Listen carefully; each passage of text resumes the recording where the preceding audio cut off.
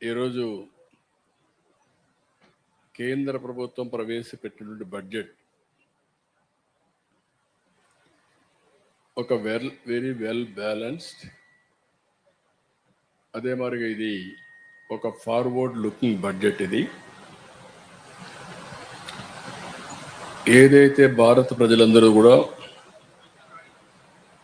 Fast growing economy మీద ఎన్నో aspirations పెట్టుకున్నారు, దాన్ని రిఫ్లెక్ట్ చేసే విధంగా ఈరోజు బడ్జెట్ వచ్చింది.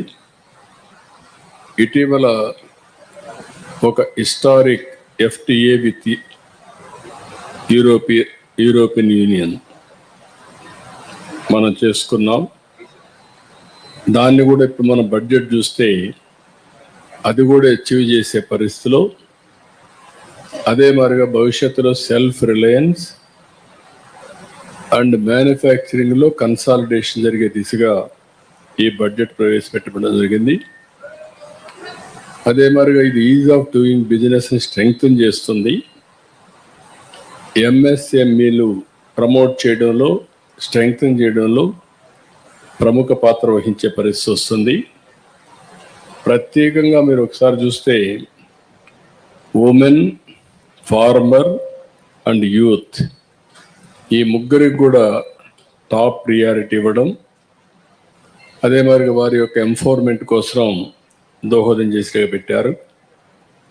అల్టిమేట్గా ప్రధానమంత్రి గారు ఏదైతే చెప్తున్నారో, తొందరలోనే మనం 3rd లార్జెస్ట్ ఎకానమీ అవుతాం. ఆ తర్వాత 2047 వికసిత్ భారత్, ఒక డెవలప్డ్ ఎకానమీగా తయారు చేయడానికి ఇది పూర్తిగా ఉపయోగపడుతుంది. ఈరోజు దీనికి ప్రధానమంత్రి గారిని మనస్ఫూర్తిగా అభినందిస్తున్నా. చాలా ఎక్సర్సైజ్ చేసి బ్యాలెన్స్డ్గా పెట్టిన ఫైనాన్స్ మినిస్టర్ని అభినందిస్తున్నా.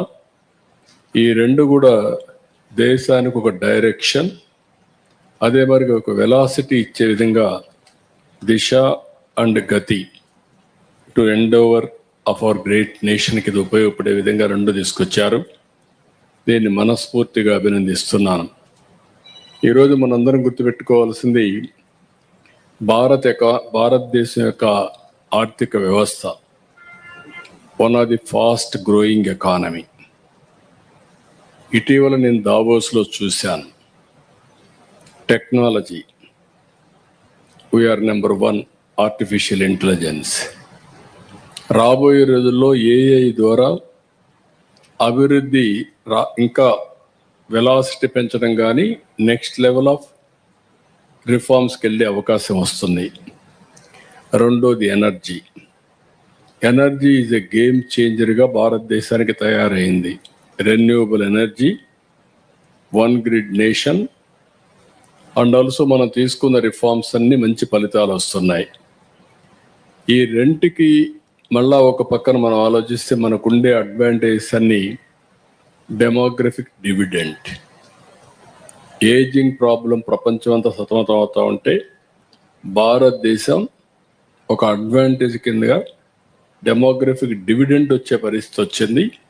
ఇది 2047 వరకు కంటిన్యూ అవుతుంది. ఈ మూడు కూడా సద్వినియోగం చేసుకోవాలంటే ఇలాంటి బడ్జెట్ చాలా అవసరం. అవన్నీ కూడా ఇందులో రిఫ్లెక్ట్ అవుతున్నాయి. ఒక పక్క షార్ట్ టర్మే కాకుండా medium term, long term sustainability దృష్టిలో పెట్టుకొని ఈ బడ్జెట్ తయారు చేశారు. దీనికి మనస్ఫూర్తిగా అభినందిస్తున్నాను. ఎప్పుడైతే వెల్త్ క్రియేట్ చేస్తామో, వెల్త్ క్రియేషన్ వల్ల ఆటోమేటిక్గా లివింగ్ స్టాండర్డ్స్ పెరుగుతాయి. అందుకే ఈ బడ్జెట్లో మనం చూస్తే మెరుగైన లివబుల్ కండిషన్స్ రావడానికి, ఈజ్ ఆఫ్ లివింగ్ కోసం ఇది దోహదం చేసే విధంగా వచ్చింది. అన్ని ప్రాంతాలు లేకపోతే అందరు ప్రజలు కూడా అభివృద్ధి చేయడం కోసం దోహదం చేసే బడ్జెట్ ఈ బడ్జెట్. ఇంకొక పక్కన మన రాష్ట్రానికి వస్తే ఇప్పుడు తీసుకున్న నిర్ణయాల వల్ల 3 హై-స్పీడ్ రైల్ కారిడార్స్ వస్తున్నాయి. ఒకటి హైదరాబాద్, బెంగళూరు, అనంతపూర్, కర్నూలు కవర్ అవుతుంది.